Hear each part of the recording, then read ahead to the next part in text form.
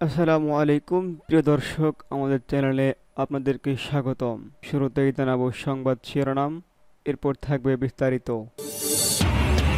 প্রথমেই জানাবো ইসলামের পক্ষে একটি বাক্সে ভোট চাইলেন চরমনায়ের পীর। এদিকে রুমিন ফারহানার বক্তব্য, ষড়যন্ত্রকারীরা থেমে নেই। জানাবো নির্বাচন বিলম্বিত বা না হওয়ার জন্য পিআর পদ্ধতিতে নির্বাচন চাওয়া হচ্ছে বলে মন্তব্য রাখেন সালাউদ্দিন আহমেদ। সর্বশেষ বন্দর বাঁচাও, করিডর বন্ধ করো শীর্ষক রোড মার্চ চট্টগ্রাম বন্দরে পৌঁছেছে। শুরুতেই জানাবো ইসলামের পক্ষে একটি বাক্সে ভোট চাইলেন চরমনায়ের পীর। ইসলামী রাষ্ট্র গঠনে ঐক্যের ডাক দিয়েছেন ইসলামী আন্দোলন বাংলাদেশের আমির ও চরমনায়ের পীর মুফতি সৈয়দ মোহাম্মদ রেজাউল করিম। তিনি বলেন, আগামীর বাংলাদেশ হবে ইসলামের বাংলাদেশ, তাই ইসলামের পক্ষে সব ভোট দিতে হবে একটি বাক্সে। পিআর নিয়োগ গণ ঐক্যমত তৈরি হয়েছে। পিআর প্রশ্নে গণভোট দিতে হবে। এই পদ্ধতিতে ভোট হলে অন্যান্য ধর্ম ও বিভিন্ন মত পথের লোকজনও সংসদে দিতে পারবেন। শনিবার 28শে জুন বিকালে ঢাকার সোহরাওয়ার্দী উদ্যান সংস্কার, গণহত্যার বিচার ও পিআর পদ্ধতিতে জাতীয় নির্বাচনের দাবিতে ইসলামী আন্দোলন আয়োজিত মহাসমাবেশে এমন কথা বলেন তিনি। সমাবেশে অংশ নিতে শুক্রবার 27শে জুন দিবাগত রাত থেকেই দেশের বিভিন্ন প্রান্ত থেকে বাস, ট্রেন, লঞ্চ ও পিকআপে নেতাকর্মীরা ঢাকায় আসেন। ব্যানার, ফেস্টুন ও দলীয় প্রতীক হাত পাখা নিয়ে মিছিল, স্লোগান নিতে থাকেন নেতাকর্মীরা। দুপুর 2টার দিকে সমাবেশের মূল পর্ব শুরু কথা থাকলেও সকাল 10টা থেকেই বিভিন্ন জেলা থেকে আগত নেতারা বক্তব্য রাখেন। নেতাকর্মীরা বিস্তৃত আশেপাশের এলাকায় রমনা পার্ক, মৎস্য ভবন, শাহবাগ ও টিএসসি মোড় পর্যন্ত ছড়িয়ে যায়। চরমনায়ের পীর বলেন, সুশাসন প্রতিষ্ঠার জন্য মানুষ ত্যাগ স্বীকার করেছে। জুলাইকে ব্যর্থ হতে দেওয়া যাবে না, প্রয়োজনের সংস্কার করতেই হবে। এদিকে ষড়যন্ত্রকারীরা থেমে নেই বলে মন্তব্য করেছেন রুমিন ফারহানা।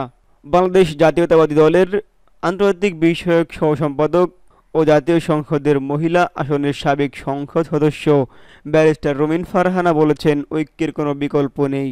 তিনি বলেন, বিএনপি 17 বছর অনেক নির্যাতন সহ্য করেছে।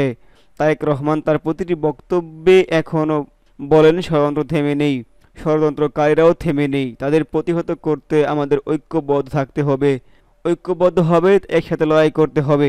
গতকাল শনিবার বিকেলে ব্রাহ্মণবাড়িয়ার সরাইল উপজেলার চুন্টা ইউনিয়নের মুক্ত মঞ্চে আয়োজিত জনসমাবেশে প্রধান অতিথির বক্তব্যে এসব কথা বলেন তিনি।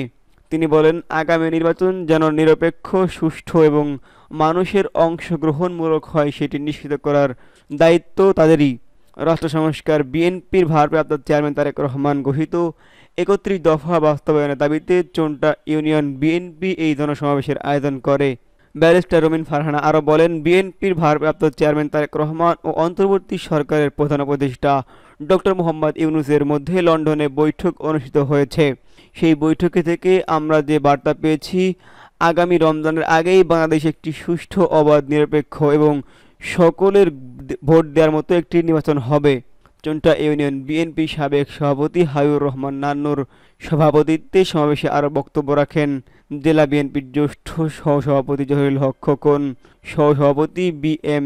মমিনুল হক এবং অন্যান্য নেতাকর্মীরা। জানাবো নির্বাচন বিলম্বিত না হওয়ার জন্য পিআর পদ্ধতিতে নির্বাচন চাওয়া হচ্ছে বলে মন্তব্য করেন সালাউদ্দিন আহমেদ। জাতীয় নির্বাচনের আগে স্থানীয় সরকার নির্বাচন এবং সংখ্যানুপাতিক পদ্ধতি জাতীয় সংসদ নির্বাচনে কোহা দাঁড়াচ্ছে বলে উল্লেখ করেন সালাউদ্দিন। তারা একটি উদ্দেশ্যে সামনে রেখেই এমনটি বলছে বলে মনে করেন বিএনপির স্থায়ী কমিটির সদস্য সালাউদ্দিন আহমেদ। বিএনপির এ নেতা বলেন, যারা সংখ্যানুপাতিক পদ্ধতিতে নির্বাচনের কথা বলছেন তাদের একটি উদ্দেশ্য আছে। যারা স্থানীয় সরকার নির্বাচন, জাতীয় সংসদ নির্বাচনের আগে চান, তাদের একটি উদ্দেশ্য আছে, হয় নির্বাচন বিলম্বিত করা, না হয় বাংলাদেশের নির্বাচন না হওয়া। এটা তাদের উদ্দেশ্য হতে পারে, তবে এদেশের মানুষ ঐক্যবদ্ধ আছে। গতকাল শনিবার বিকেলে জিয়াউর রহমান যুদ্ধের ময়দান থেকে রাষ্ট্রপ্রধান শীর্ষক একটি স্মারক প্রকাশনা ও আর্কাইভ উন্মোচন অনুষ্ঠানে শেষে সাংবাদিকদের প্রশ্নের জবাবে সালাউদ্দিন আহমেদ এমন বক্তব্য রাখেন। রাজধানীর সেগুনবাগিচায় আন্তর্জাতিক মাতৃভাষা ইনস্টিটিউটে অনুষ্ঠানটি আয়োজন করে Bangladesh research analysis and information network. ইসলামী আন্দোলন বাংলাদেশের মহাসমাবেশ বিষয়ে প্রশ্ন করা হলে বিএনপির এ নেতা বলেন, সংস্কার এবং বিচার চলমান প্রক্রিয়া। তারা পিআর পদ্ধতিতে নিম্নকক্ষ তথা জাতীয় সংসদ নির্বাচন চায়, সেটা তাদের রাজনৈতিক অবস্থান। কিন্তু বাংলাদেশের বাস্তবতায় এবং ঐকমত্য কমিশনের যা আলোচনা হয়েছে, পিআর পদ্ধতিতে নির্বাচন বিষয়ে ঐকমত্য পায়নি। বাংলাদেশের সংখ্যানুপাতিক পদ্ধতিতে নির্বাচনের পদ্ধতি ইতিহাস নেই উল্লেখ করেন সালাউদ্দিন আহমেদ। আনুপাতিক নির্বাচন এবং দেশের জন্য প্রযোজ্য নয়, যেখানে প্রযোজ্য সেখানেও অনেক জটিল অবস্থা। এমন নির্বাচনের ক্ষেত্রে সংশ্লিষ্ট আসনে ভোটাররা জানবেন না কে তাদের এমপি হবেন।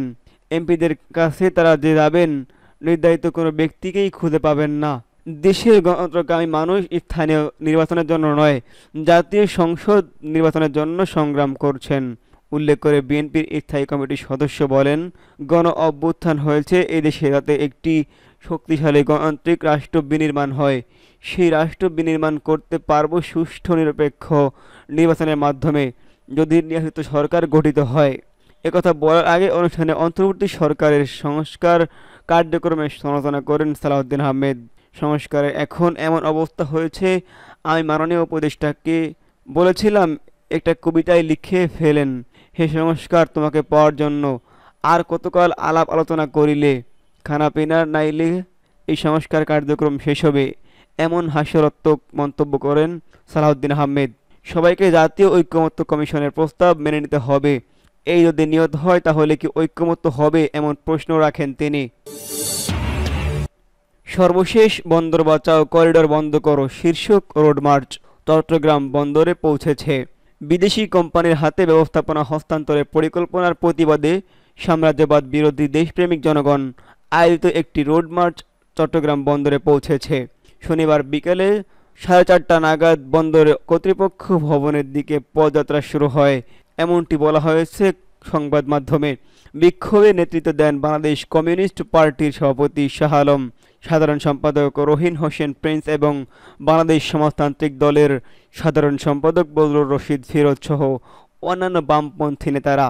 বন্দর ব্যবস্থাপনায় বিদেশি কোম্পানিগুলোকে সম্পৃক্ত করার উদ্যোগ বাতিল এবং মিয়ানমার রাখাইনে একটি মানবিক করিডর প্রতিষ্ঠার দাবিতে শুক্রবার ঢাকায় জাতীয় প্রেস ক্লাব থেকে এই বিক্ষোভ শুরু হয়। আন্দোলনে নেতৃত্বদানকারী প্ল্যাটফর্মটিতে বিভিন্ন বামপন্থী রাজনৈতিক দলনেতা উপস্থিত ছিলেন। এই কর্মসূচি প্রথম ঘোষণা করা হয়েছিল 21 জুন ঢাকায়। তাদের দাবির মধ্যে রয়েছে বাংলাদেশ স্টারলিংক ইন্টারনেট পরিষেবা চালু বন্ধ করা। দাবি করা হচ্ছে যে এটি দেশকে সাম্রাজ্যবাদী যুদ্ধযন্ত্র এর মধ্যে আটকে দেওয়ার একটি প্রচেষ্টা। আয়োজকদের মতে 50টিরও বেশি সামাজিক, সাংস্কৃতিক এবং রাজনৈতিক সংগঠনের 600 জনের বেশি কর্মী এই পদযাত্রায় অংশগ্রহণ করেছেন। অংশগ্রহণকারীরা শুক্রবার সন্ধ্যার দিকে নারায়ণগঞ্জের সোনারগাঁও একটি সংক্ষিপ্ত সমাবেশ করেন এবং পরে কুমিল্লার টাউন হল মাঠে যান। সেখানে একটি সমাবেশ শেষ করার পর তারা রাত 11টার মধ্যে ফেনীতে পৌঁছান। রোড মার্চের দ্বিতীয় দিন শনিবার সকাল 9টায় ফেনীর হাজারী রোড থেকে একটি মিছিল মাধ্যম শুরু হয়। সেখানে অংশগ্রহণকারীরা যানবাহন করেন চট্টগ্রামের উদ্দেশ্যে রওনা হয়ে এবং চট্টগ্রামেই এই মিছিল সমাবেশ করেন। মিরসরাই এবং সীতাকুণ্ডে পথসভা করার পর তারা বন্দর দিকে যাত্রা করে আগে শহরের বারিক বিল্ডিং মোড়ে জড়ো হন। বিক্ষোভকারীরা মা মাটি মোহনা, বিদেশির হাতের জন্য নয়, বন্দর করিডোর উপর বিদেশি নিয়ন্ত্রণকে না, চট্টগ্রাম বন্দর বিদেশিদের হাতে তুলে দেব না, মার্কিন কোম্পানি স্টারলিংকের সাথে চুক্তি বাতিল করুন, জাতীয় স্বার্থের পরিপন্থী সকল হিস্সা চুক্তি বাতিল করুন, অন্তর্বর্তীকালীন সরকার সাম্রাজ্যবাদের প্রহরী এবং মার্কিন যুক্তরাষ্ট্র, ভারত ও সমস্ত সাম্রাজ্যবাদী আধিপত্যের বিরুদ্ধে রুখে দাঁড়াও, এই স্লোগানেই সম্মিলিত প্লাকার্ড ব্যবহার করেন তারা।